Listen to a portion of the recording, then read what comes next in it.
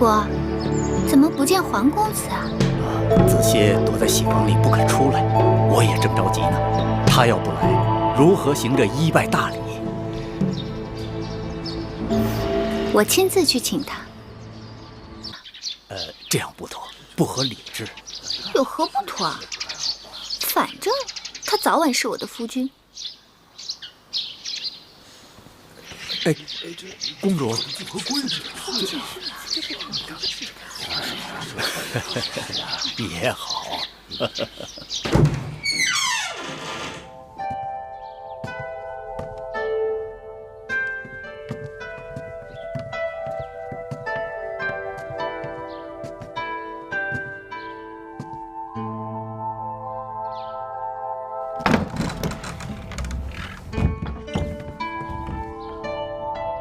夫君，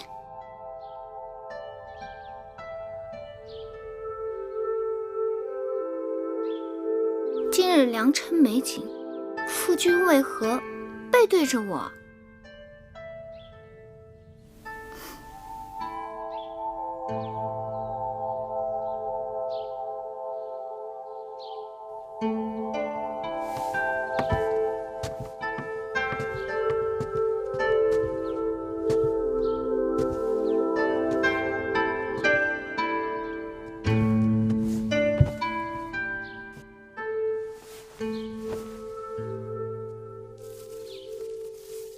夫君，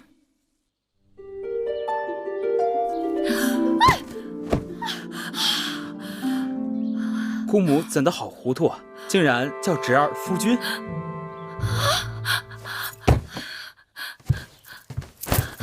公主，皇公子呢？皇公子不是在屋里吗？那是太子。太子一早来给皇公子贺喜，然后就走了呀。蠢猪，那走掉的是皇公子。公主息怒，公主息怒！啊，怎么出这种事？公主息怒！公主息怒！公主息怒！公主上看！公主！怎么回事？拜！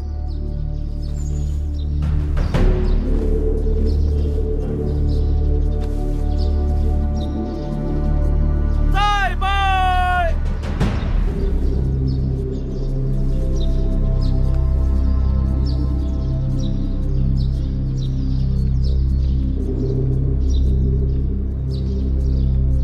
三拜！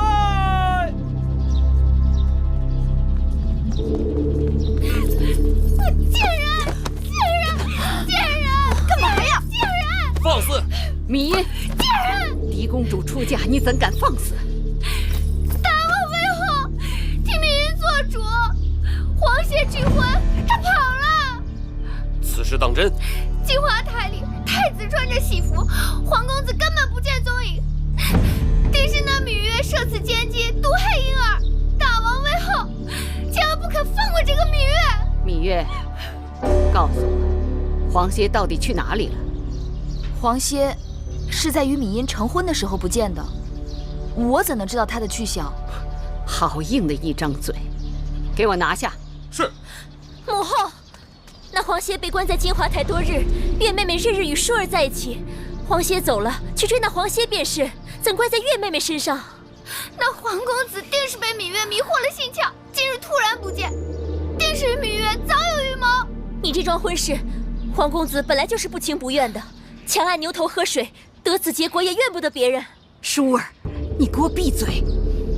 我心里明镜似的，早就看出芈月跟你出嫁请我是不怀好意，你还替这个贱人说三道四，把芈月给我扣下！母后，今日是舒儿出嫁之日，一身祸福均系此刻。芈音哭闹较场，母后又要扣下舒儿的陪嫁应试。假若一定如此，不嫁也罢了。舒儿，月妹妹不走，舒儿也不走。舒儿糊涂，母后这是为了你好。大王，吉时已到，若错过了时辰，与公主的姻缘不利。大王，这皇协悔婚是小事，楚秦联姻才是大事。母后，眼下没有证据证明黄歇的出逃与芈月有关，依寡人之见，还是得过且过，即刻启程吧。这怎么可以？有何不可？若不是你强行把芈印许给黄歇，事情怎么会闹到如今这个地步？微后明鉴，若再不启程，就会错过了吉期。秦王那里在关外迎亲的人也是有时辰的，况且秦国迎亲使者手里有陪嫁应妾的名单，突然少了一人，恐怕会引起误会和猜忌。好了好了，启程启程启程！等等，舒儿，也许你眼下还不会明白，我所做的一切都是为你好。你是娘亲身上掉下来的肉，我怎会害你？等你以后有了自己的孩儿，你便会明白做娘的一片苦心。母后，母后敬请放心，舒儿到了秦国，会善自珍重的。往后山高路远，舒儿不能陪在母后身边尽孝，还望母后多加保重。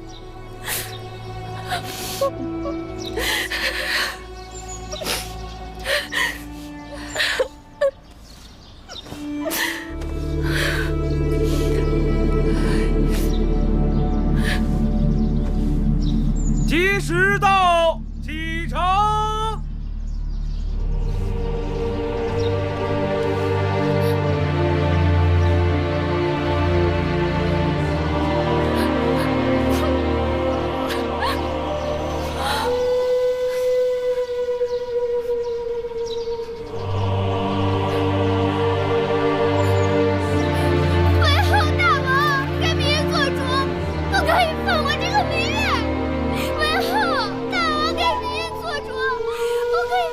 狄公主出嫁，你在这儿哭闹，真是丧气！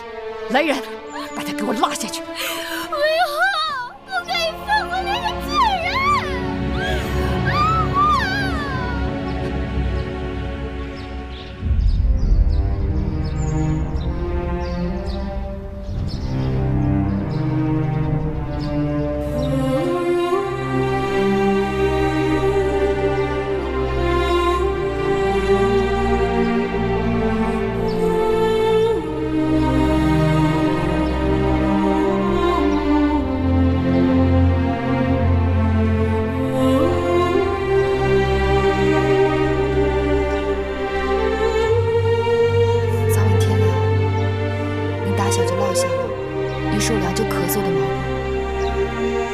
记得添衣裳，千万别受冻。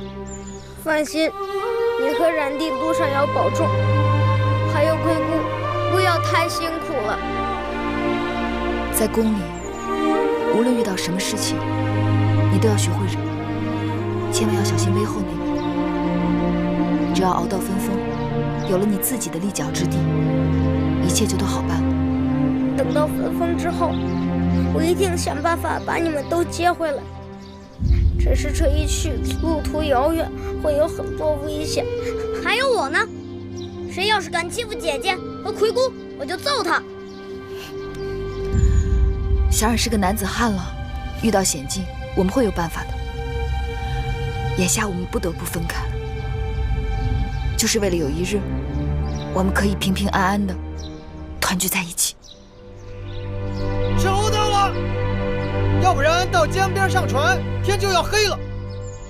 蓉蓉送姐姐出嫁。起来吧。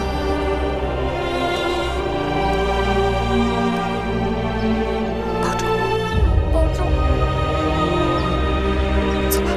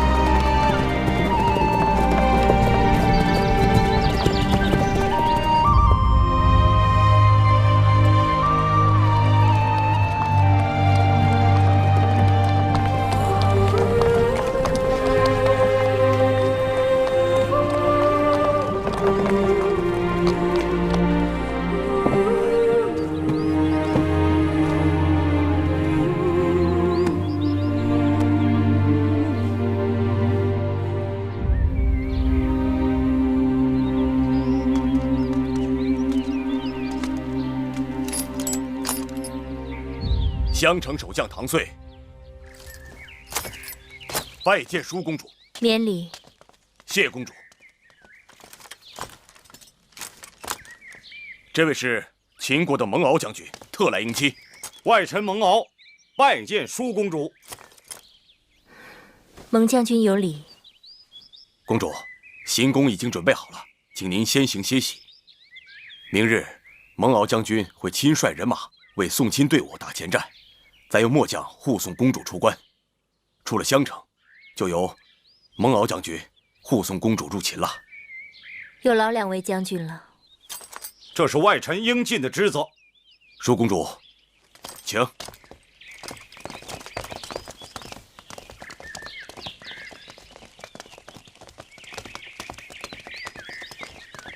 岳公主，小心脚下。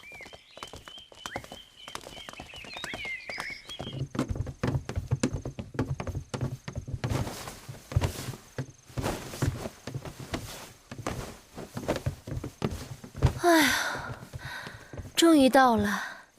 晌午才从船上下来，接着又坐车，这会儿觉得房子都在打晃呢。妹妹，你快坐吧。姐姐早生歇息吧，明日开始车马劳顿，只怕会更辛苦。妹妹，你也累坏了吧？那你也早点歇息吧。我就住在姐姐隔壁，有事喊我。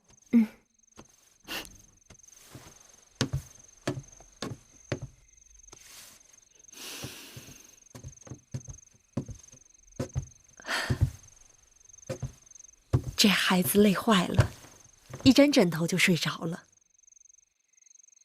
路上你一直照应我们，此刻还要做针线，让我来吧。不用，你快把这碗绿豆汤喝了吧，我才熬的。是不是还有点烫？不是。明日就要离开楚国了。我这心里乱乱的，能顺顺当当的走到这儿，已经不容易了。虽说出了楚国，魏后的手就够不着了，但家也就此难回了。有亲人就有家，首先是要活着，只要能活下来，你娘亲和举姬就没有白死。等我们跟黄公子接上了头，就该将实情告诉舒公主，免得走得突然，让她伤心。姑姑说的是。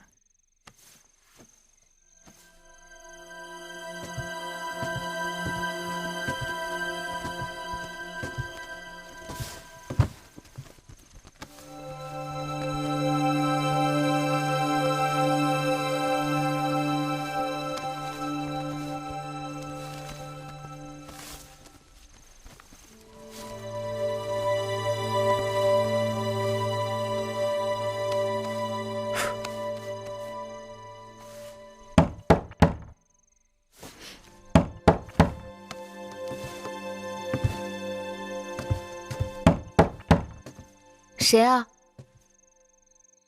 一位故人。我听你的声音陌生。你将门打开便知道了。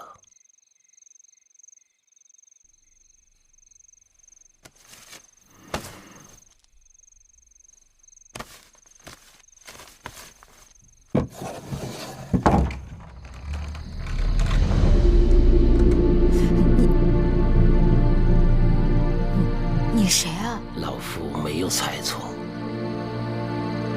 应该就是你。可我不认识您。你是月公主，是那颗霸星。老伯，我没见过您。在下堂妹，襄城守将唐遂是在下的堂弟。16年前你还未出世，老夫就知道你了。你在说什么？当年老夫夜观天象，发现霸星出世，4府变6家乱，诛天下大变。我将此事报告给大王，说霸星将要降生到楚宫。大王当时高兴得很呢，没想到生下来的却是你这个女娃娃。于是老夫被剜去了双眼，流放到了边关。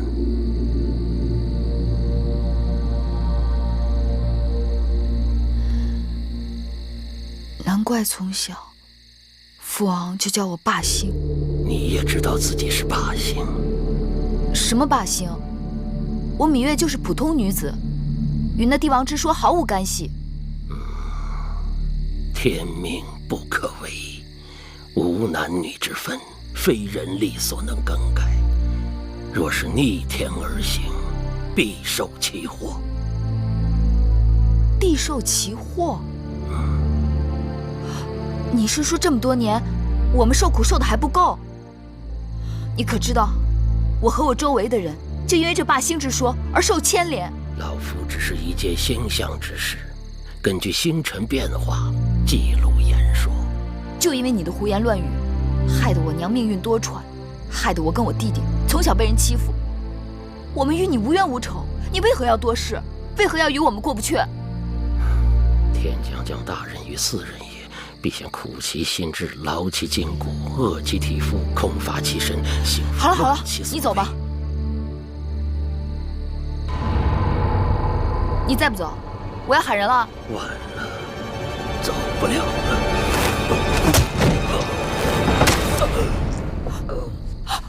老伯，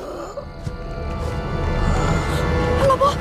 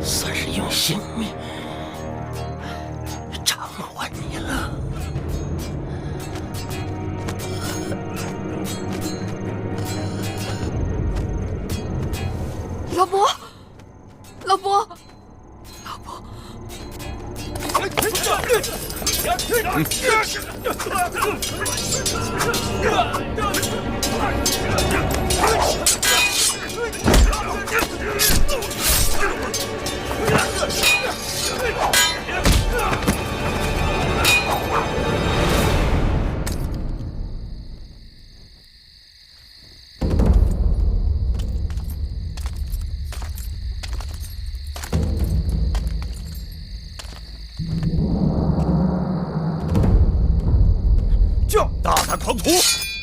慢！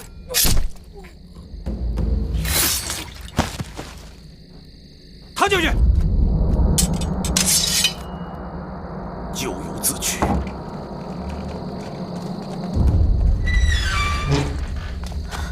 月儿，姐姐，怎么了？唐将军，出什么事了？林公主，两个大逆不道的小贼惊扰贵人们歇息。现末将已将其诛灭，望舒公主恕罪。堂妹老伯，可是唐将军的堂兄？不错。老伯仁义，替芈月挡了致命一剑，已经不行了。敢问公主，他人在何处？在我屋里。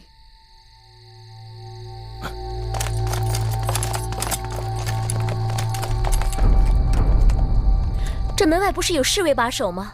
怎么还能让外人进来？守门的侍卫均已被害。这院子外面应当还有巡逻的将士和值更的侍从，唐将军可知他们的去向？这……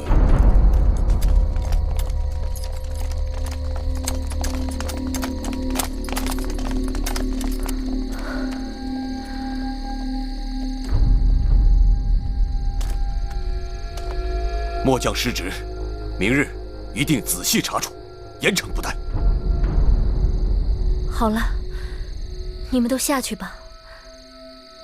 夜已深了，明日还要赶路呢。是。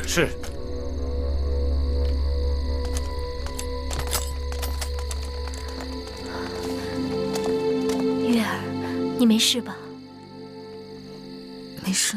吓死我了！你没事就好。只是这刺客来得蹊跷，死的也蹊跷。我一定让人禀报大王，狠狠地处罚这些襄城守将。其实也怪不得他们，这襄城是秦楚交界之地，历来盗匪横行。今日之事，大约也是哪个毛贼被糊涂油蒙了心，闯错了地方。玳瑁姑姑好灵清啊，连这小小边城的事情都了然于胸。奴婢也是道听途说罢了。既然大家都没事，那就早点歇息吧。早点歇息吧。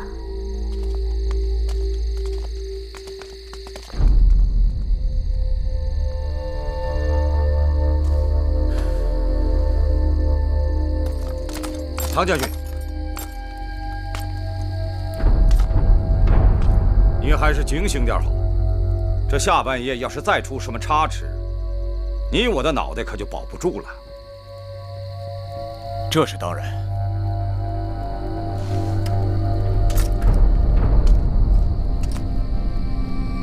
你们这队人，给我在院子外面牢牢守住。要是再出半点差池，本将军绝不轻饶。是。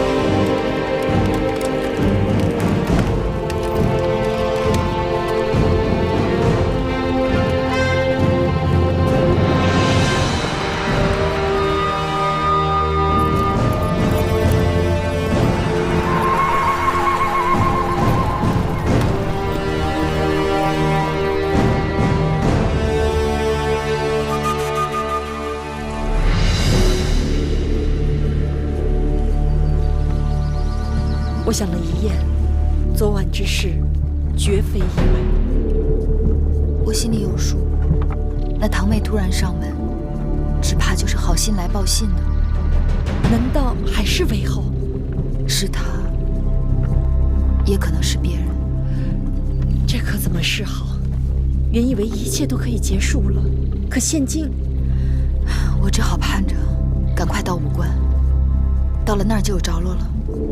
黄公子，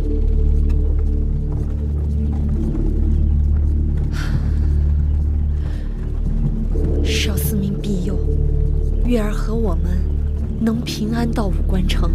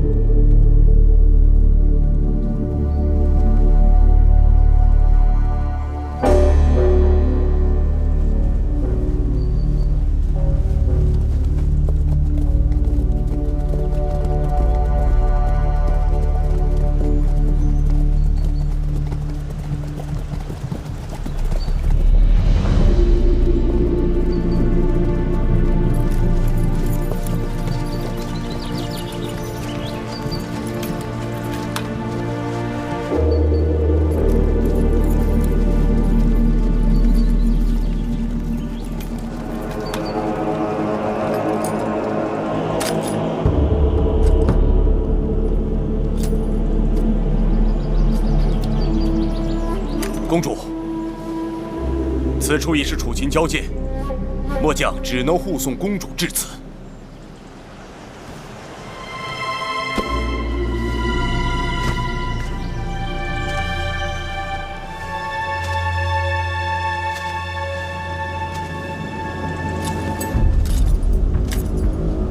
请公主擅自珍重，一路安泰。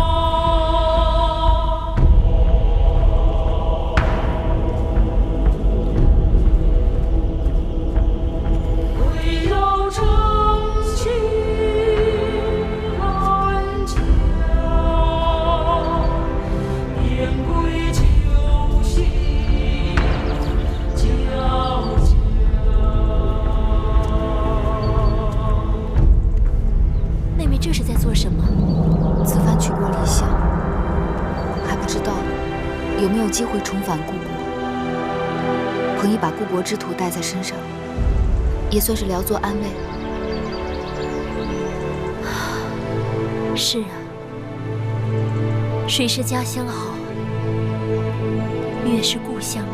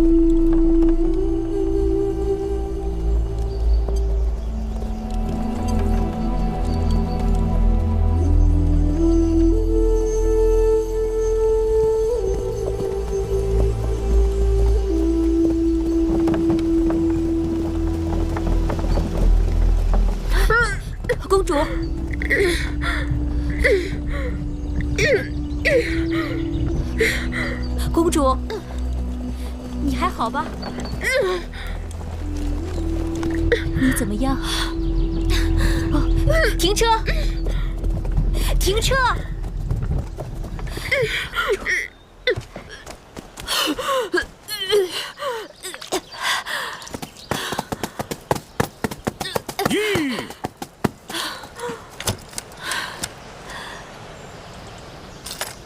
公主，太庙已定下吉时，咱们行程紧迫。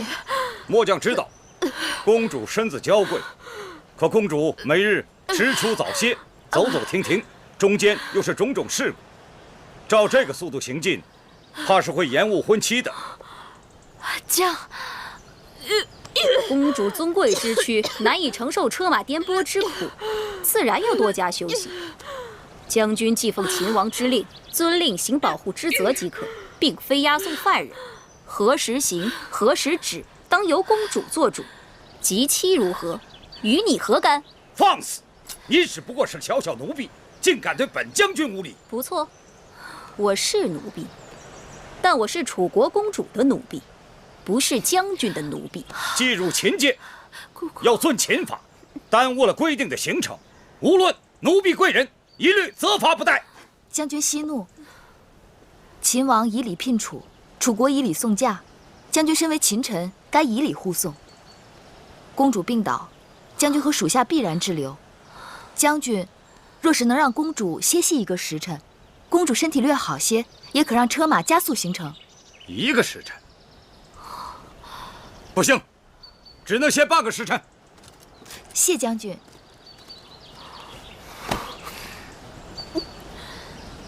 姐姐，喝口水吧。这水是必须喝的。荒原之中，水是救命的神仙。不，我怕喝下去，一会儿又吐出来。与其如此，不如不喝。姐姐，入秦多日，你不是吃不下东西，就是把吃的东西全都吐了出来。若是这样下去，身体会吃不消的。公主受的苦你都看到了，且不说送来的膳食粗劣，用膳的时候竟然仍在行进中，人坐在马车里颠得七荤八素，还没吃一口就吐出来了，这哪里是迎亲啊，分明是折磨人。这里不是我们楚国王宫，身边也不是我们楚国臣子，荒郊野外，缺衣少食是难免的。千里迢迢，吃不下也得吃一些。身子是姐姐自己的，损伤了无人可抵偿。出嫁前，只知道这一路曲折遥远，谁料会如此艰辛。还有那个蒙敖将军，更是可恶，完全不把我们放在眼中。蒙敖将军是粗人，行武严整，只怕他有他的难处。再有难处，也该知道自己的身份。舒公主是王后，是主子。若在楚国，她如此叫嚣，脑袋早就搬家了。过2日就到武关了，再忍一忍吧。奴婢能忍，公主如何忍？一入秦地，就黄沙漫天，西风凄凉，稍一露头，身上嘴里全是沙子。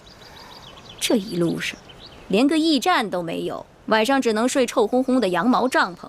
你问问公主，入秦的这些日子，公主有多少天没梳洗了？那段时间坐船，我以为会是最难熬，如今想来，就如同仙宫一样。既然出嫁没有退路，那姐姐只好想着，只要熬过这一关，往后就好了。如何之好？熬不过眼前，又哪来的往后？我真是想家，这一路越走越灰心，这般周折，真是让人……姐姐是想说，真有些后悔出嫁了吗？什么越走越灰心？明明是越走，与心上人越近才是。哪来的心上人啊？进入秦国这些日子，姐姐可听说过秦国4塞？武关、函谷关、萧关、大散关。武关城是秦楚边塞第1城，秦王就是从这里出关，进入大楚，去向姐姐求亲的。妹妹提起秦王求亲，真是恍如隔世。到了武关就有驿站，站站相连，一路平坦大道直通咸阳。到那时，姐姐就可以好好歇息，调理身体啦。妹妹也想早早到武关，对吧？当然。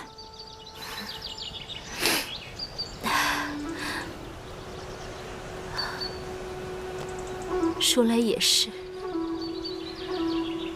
这么多的车马兵卒，都是因我而来。我要是打不起精神，不是更连累了大家？好了，把水和食物给我一些吧。姐姐，来，姐姐。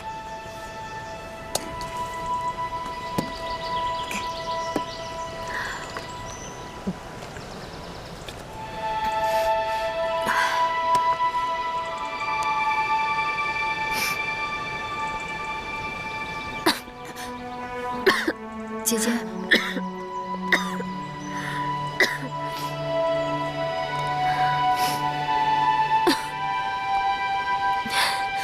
想来我也真是佩服你，这粗粝的糕点，如同嚼蜡，你是怎么咽得下去的？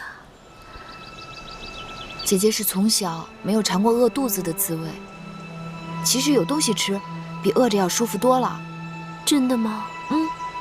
舒公主是金枝玉叶，天生就不该受苦的。像这种吃食也能将就下去的人，是自降身份，自轻自贱。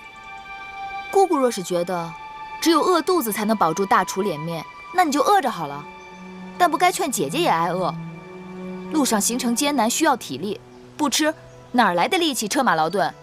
别争了，我倒是真有些饿了。我再吃几口吧。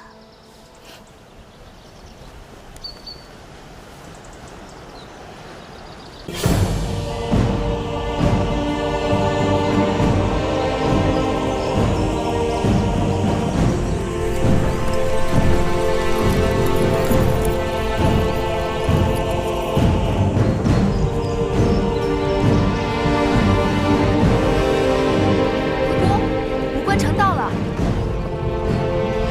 总算到武关了。我看看，我看看。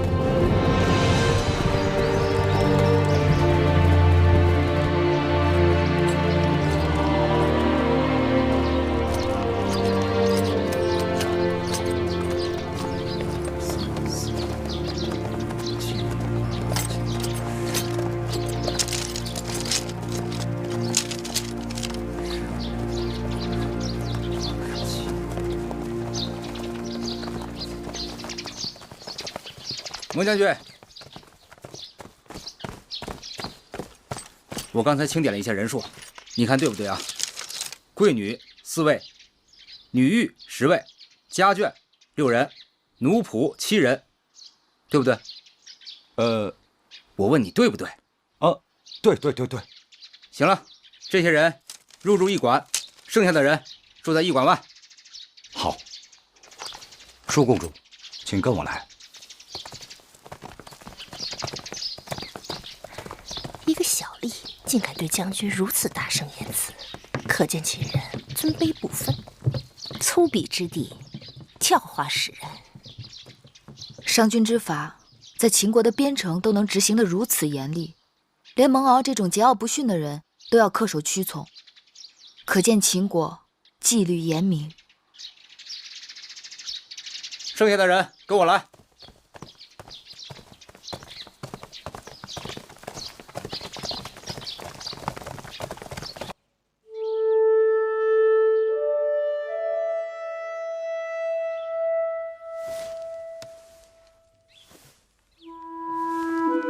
女一志，姐姐怎么样了？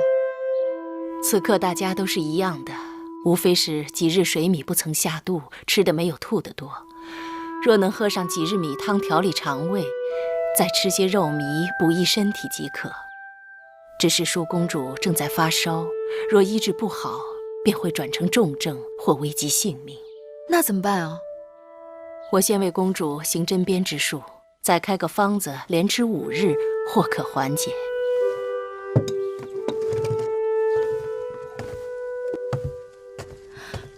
珍珠，一会儿拿着药方速去开药，尽快回来。是。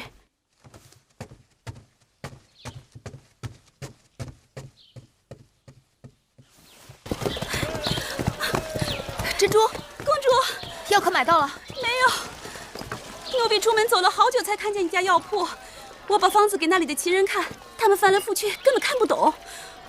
我再跟他们多说，干脆不理我。奴婢该死，误了淑公主的汤药。怎么会这样？笨死的贱婢，给公主抓个药都办不成。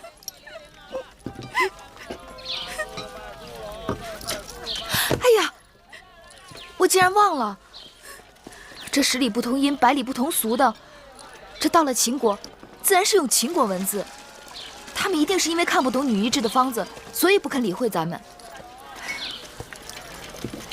玳瑁姑姑，咱们这些随驾的臣仆中，有哪个会秦国文字？他们都是打理内政的内小臣，哪里懂得列国文字？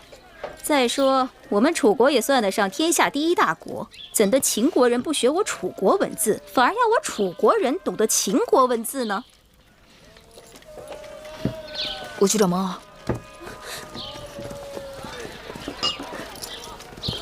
蒙某是假释，负责护送楚国公主到我大秦国都，遵行的是保护职责。至于其他的事情，自然是由贵国公主自己做主。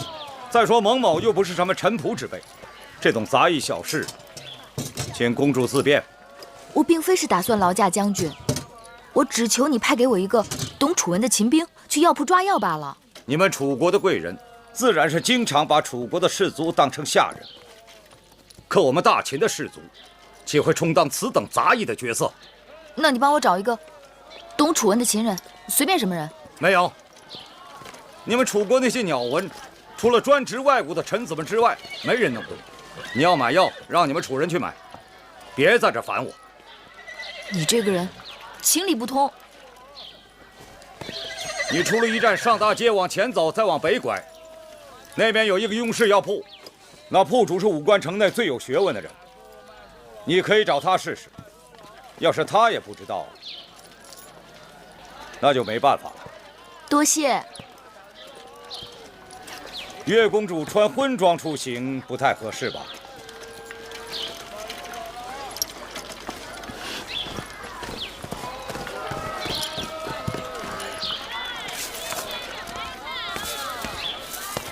敢问先生，此处可是雍氏药铺？正是正是，老朽便是这雍氏药铺的掌柜。先生，可识得上面的字？识得识得。请先生按方抓药。好好好。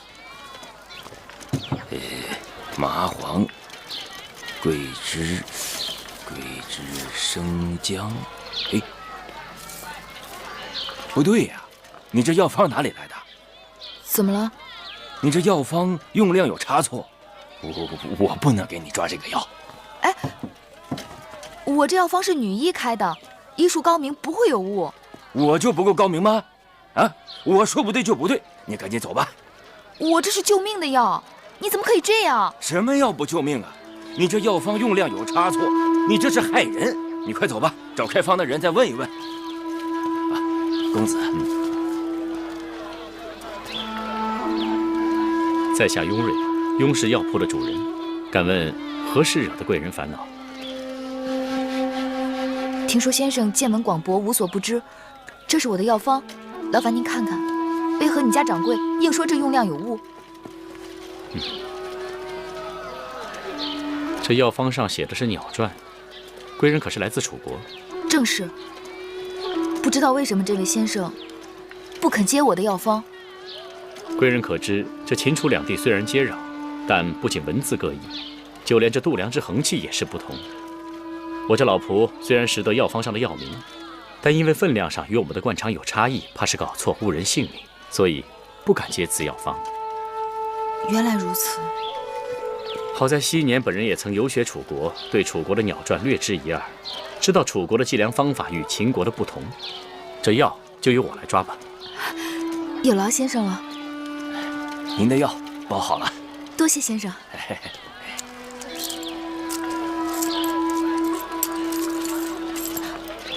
那我这楚国的钱在秦国是不是也不能用啊？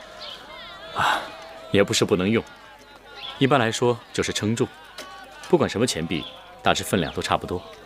我看你初到秦地，若是要多待几日的话，定是要去兑换钱币的。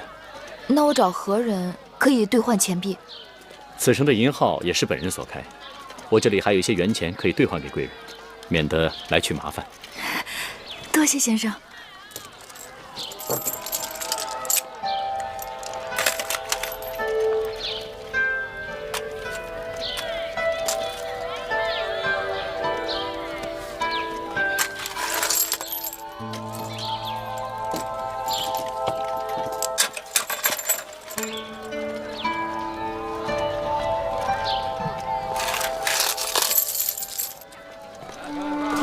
今日若非先生相助，这药就抓不成了。大恩不言谢，若日后有机会，定当报答。举手之劳，人皆可为，岂敢当一声恩与谢？在下今日也不过是凑巧到此，能为贵人效劳，是在下的荣幸。先生姓雍，这一路往南下去是上庸，莫非您是雍国后人？雍国处于秦楚夹缝之间，早已亡国，国土被秦楚瓜分。如今的雍氏不过是秦国的附庸之臣而已。原来先生也是位公子，失礼了。你还是称我为先生吧。大征之时，故国早亡，不如忘却吧。贵人当知，如今的秦国信奉的是商君之法，周天子之旧俗，分封领主之权早已名存实亡。难得商君人亡政不息，秦人守法之严令人叹服。人心皆爱自由，谁愿意被拘束着？秦人守法，也不过是因为商君之法苛刻严酷，所以虽然商君身死，秦人仍感觉压抑，致使不安分者、从军者甚多。这是为何？当军事，军令之下比勇气，比胆量，比杀人。秦人军功之上高于列国数倍，所以秦人与列国征战，排除将帅的能力之外，秦人往往可以战胜数倍于己的他国军队。秦人可畏啊！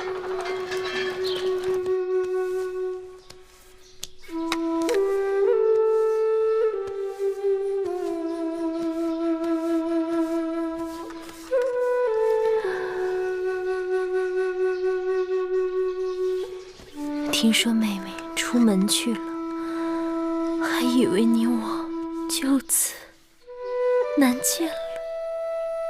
姐姐何出此言？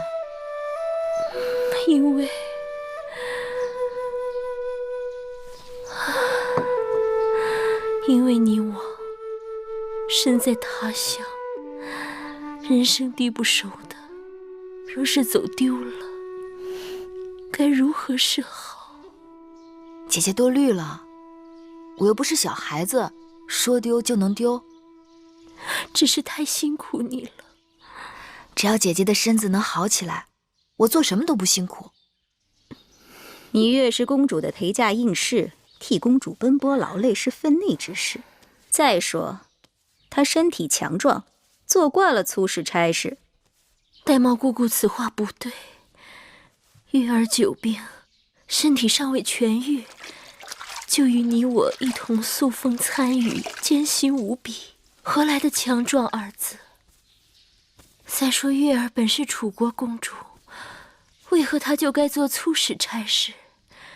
从今以后，我和月儿只有姐妹，没有尊卑。玳瑁姑姑要再出此言，不要怪我迁怒于你。是。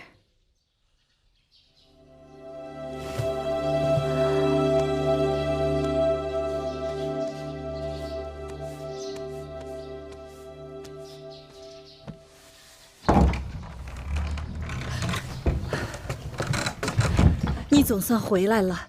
刚才来了一个总角小儿，拿了竹简给你，要你仔细看了。近日有时3刻去见他。见谁？他说你该知道的。那小儿呢？传完了话就走了。我追着问他到哪儿见，他一边跑又一边摇头的。皎皎黄鸟止于棘，谁从木工子车烟稀。我猜想该是黄公子派来的人，但没头没脑的几句话，什么也没说呀。这个人到哪儿去见他呀？他说了。是吗？姑姑放心，我去见他就是了。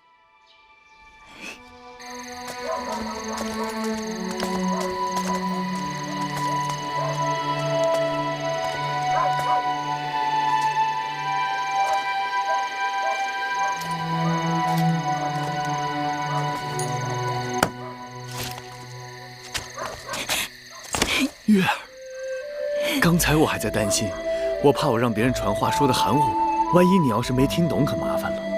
哪里含糊了？你明明交代的清清楚楚。皎皎黄鸟止于极，极枣树，有时3刻，在大枣树下见。可是你怎么知道就是这棵枣树呢？你既然约在傍晚时分，定不会让我孤身往远处去。我向驿馆的杂役打听了这附近最大的枣树，自然就找到这儿了。傻笑什么呀？天结地灵，我黄歇能遇到如此聪慧的女子，是几世修来的福分。你死里逃生，还这般有嘴。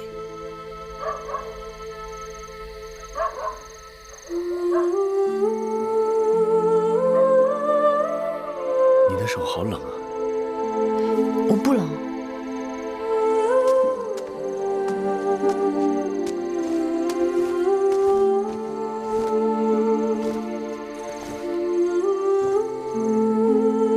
不冷也披上。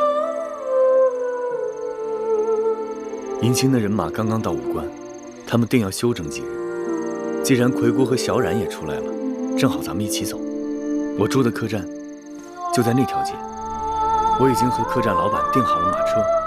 3日后同一时间，我在我住的客栈等你们。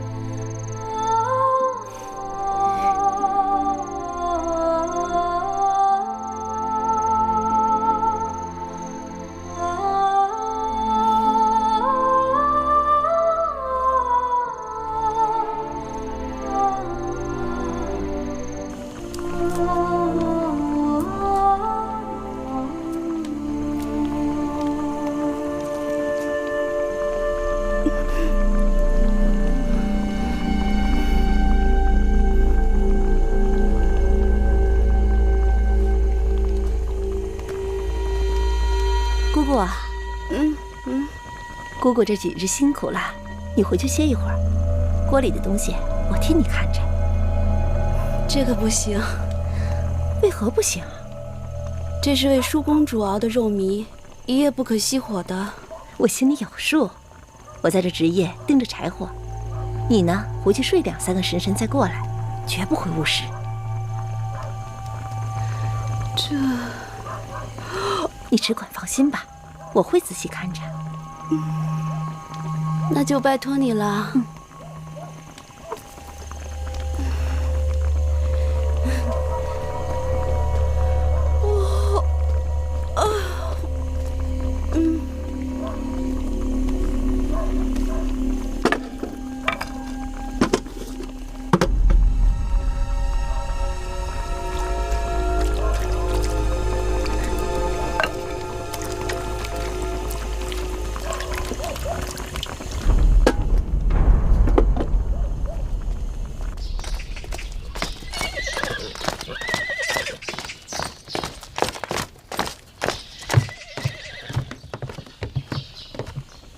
我们在这武关城内已经滞留了5日，大秦军法严谨，按期不到一律处斩。月公主，近日末将在此，请舒公主2日后务必上路。将军可知，公主病得不轻，你若逼着她2日后上路，那便是要了她的性命。吉期不能耽误，2日后无论生死都要启程。舒公主若是走不了，末将就是派人抬，也要把公主抬上车。你们为何不派快马给秦王报信，告诉他人命关天，务必更改吉期？若要硬抬舒公主上路，你先杀了我好了。你2日就是2日，2日后你们若不走，我自己回咸阳向大王请罪。至于你们的安全，恕不负责。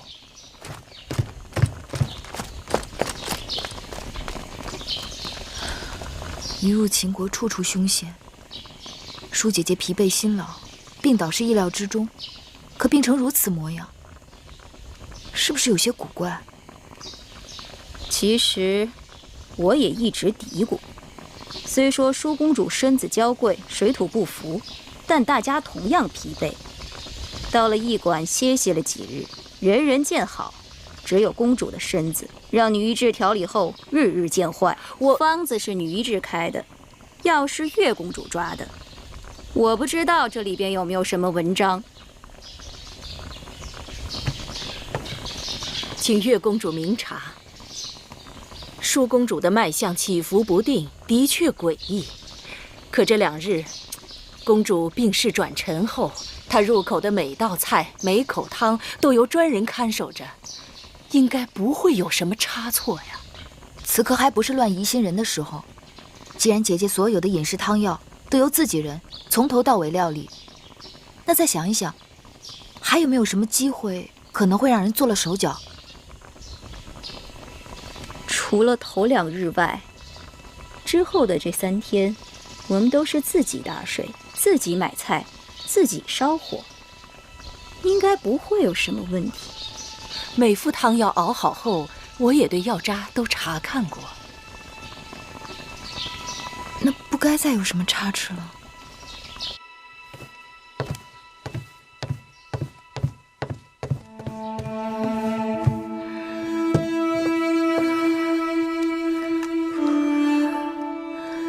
月妹妹，我是不是要死了？你净瞎说，你就是水土不服，调养几日就会好起来的。我自己的身子，我心里清楚，我从没有这么难受过。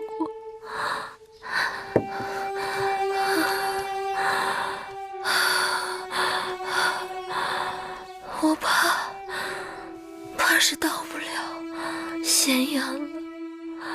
别瞎说，吃了药就会好起来的。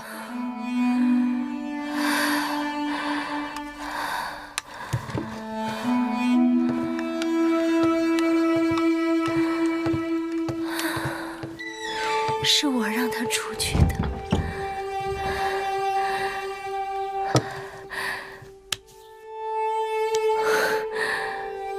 我有话跟你说，妹妹这一路跟着我，吃了好多苦，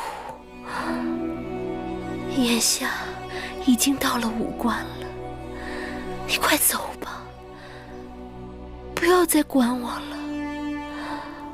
姐姐，你这话是从何说起啊？不用瞒我，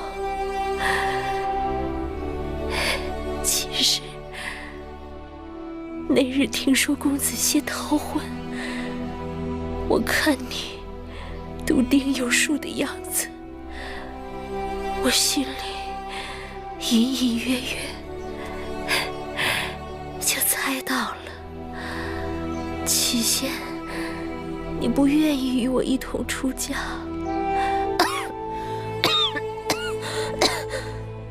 后又自请陪嫁秦国，定是事出有因，对吗？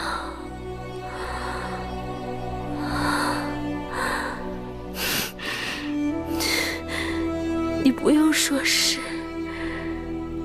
或是不是。那日你出去给我买药，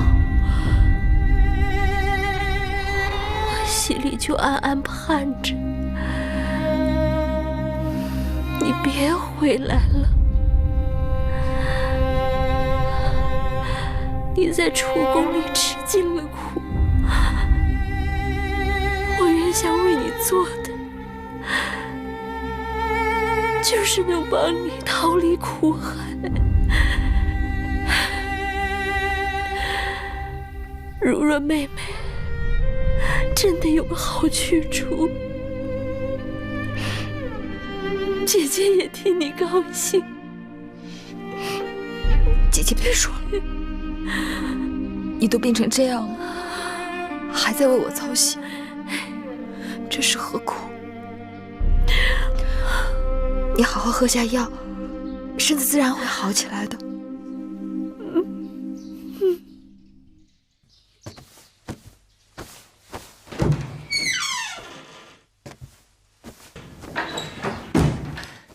玉儿，姐姐，姐姐，我们什么时候可以走？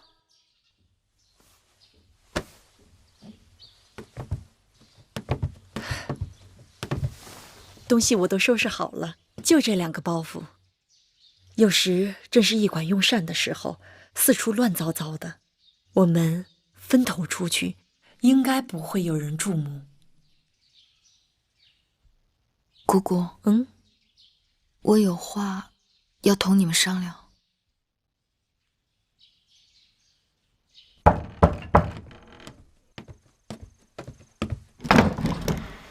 月儿，你怎么提前来了？快进来。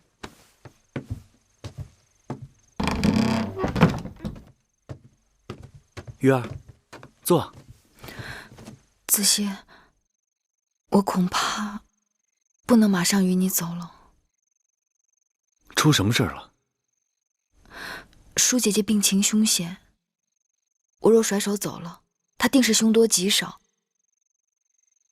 姐姐眼下身边最需要亲人照顾，我想，我应当守在她身边，把她送到咸阳。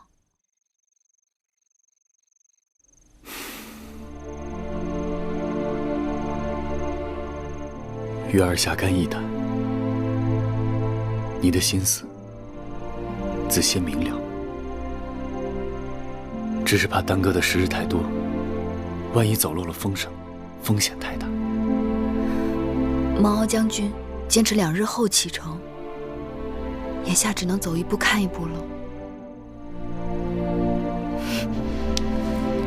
等把舒姐姐送到咸阳，月儿就可同魁姑、同小冉与你远走高飞了。既然月儿的心意已定，我依你就是。将来咱们一起到了咸阳，再做长远打算吧。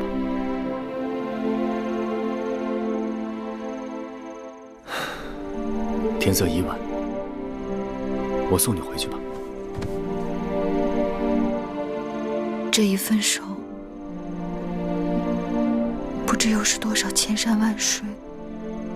多少千山万水，子歇都和月儿一起。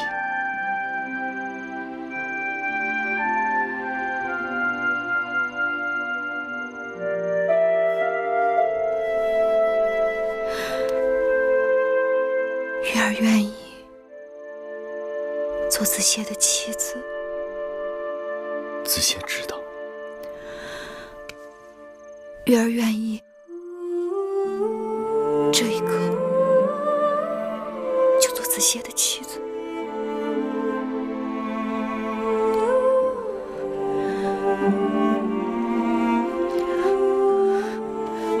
月儿不可，月儿万万不可。子歇视月儿为珍宝，你我只有行过6礼，明媒正娶后，才可结为夫妻。子歇愿意等到迎你入洞房的那一天，那一刻。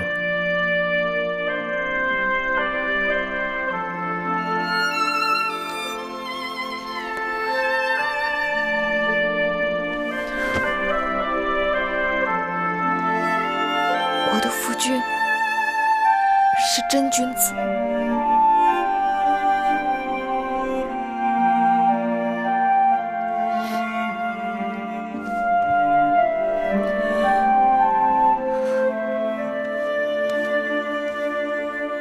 这香囊本来就是为你做的，一直不得功夫给你，望你带在身边，看到它就像看到月儿似的。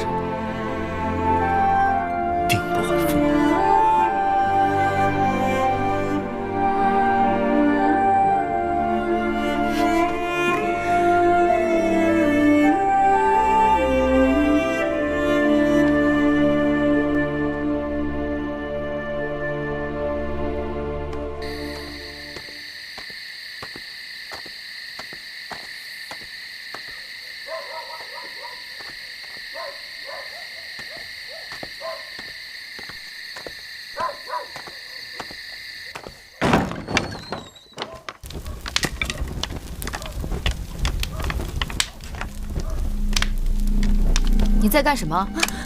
没干什么。你在烧什么？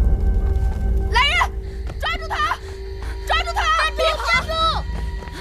站住！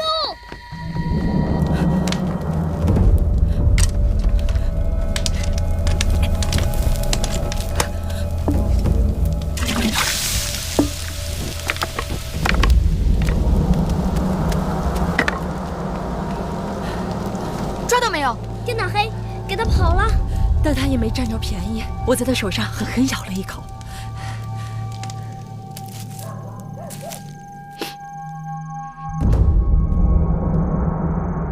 女医治，这是什么草药？麻黄。我给舒公主开的方子里就有这麻黄。麻黄虽能解除舒公主的寒症，可若过量，必会引起失眠、头疼、心悸。公主现在就有这些症状。该死！我每日检查药渣，只是留意会不会有人放入其他的药物，却没有发现用量变了。若将这草药成倍地加入汤药和粥食里，必然会积水成渊。舒公主身体本来就虚弱，这麻黄让她昼夜不能安睡，不思饮食。假若长此以往，只怕再过些日子，公主不是发狂，就是油尽灯枯而死啊！是谁这么处心积虑？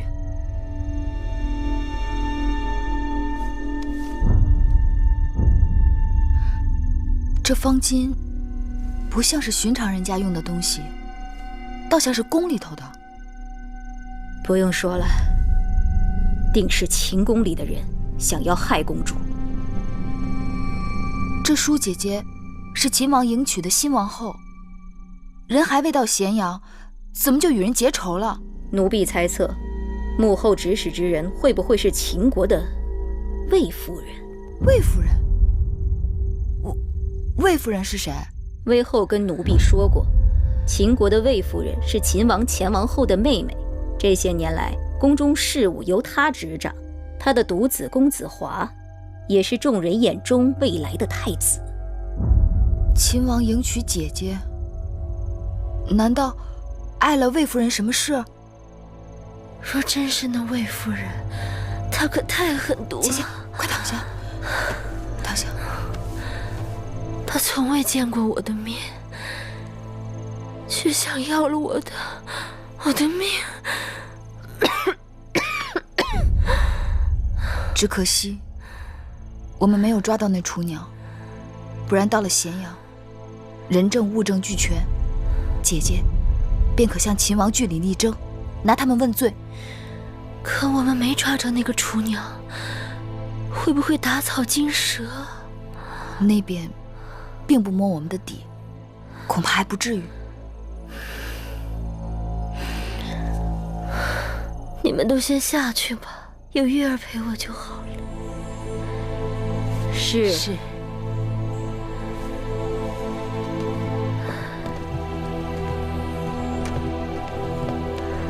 妹妹，我此时此刻才知道，出嫁为人妇，进入秦宫，竟是刀山火海。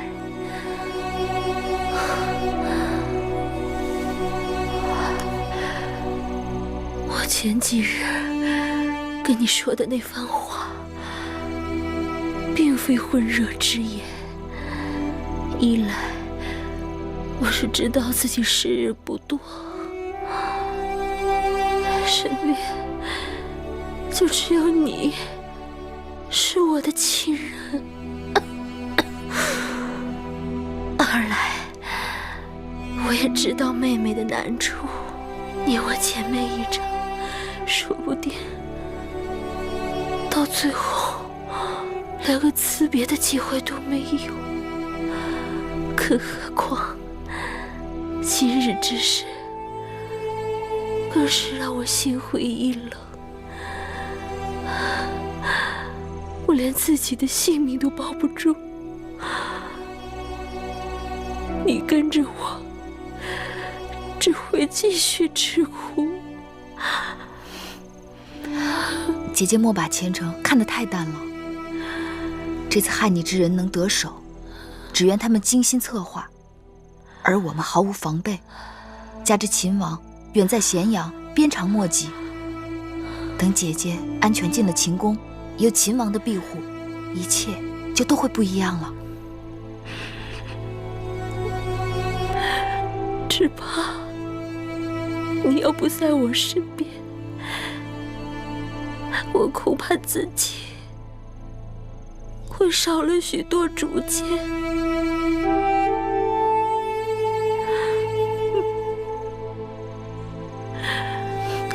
姐姐吉人天相，妹妹若不能日日守在姐姐的身旁，也会时时都为姐姐祈福的。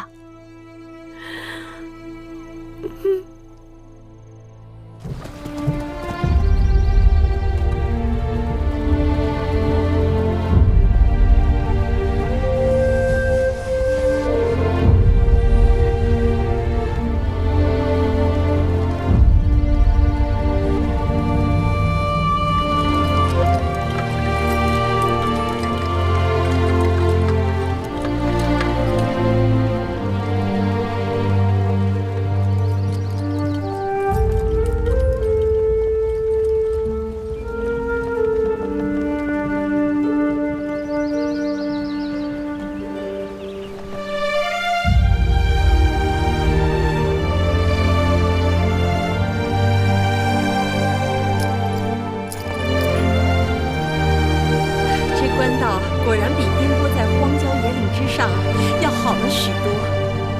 这条官道叫武官道，一路经商县、蓝田，直到咸阳，大小城池都很繁华。小冉不想去商县、蓝田，那你想去哪儿？小冉想去赵国、齐国，去看邯郸到底有多繁华，去看邯郸的人到底有多优雅。怎么会让那燕国人一心模仿，连自己应该怎么走路都忘了？我还想去看传说中的稷下学宫，去登泰山。孔子说：“登泰山而小天下。”哎，去燕国，去燕国也可以。听说燕国那边冷得能冻掉鼻子，会不会大冬天满街上的人都没有鼻子？好，葵姑跟你一块儿去，咱们去邯郸看美服，去临淄尝美食，再去燕国看那些没有鼻子的人。好。我今日觉得好多了，就是身子还有些酸痛。我看公主的气色虽然不比在咱们楚宫的时候，但比刚入秦时真是一个天上一个地下。俗话说，病来如山倒，病去如抽丝，还得好好养一阵子才能真好。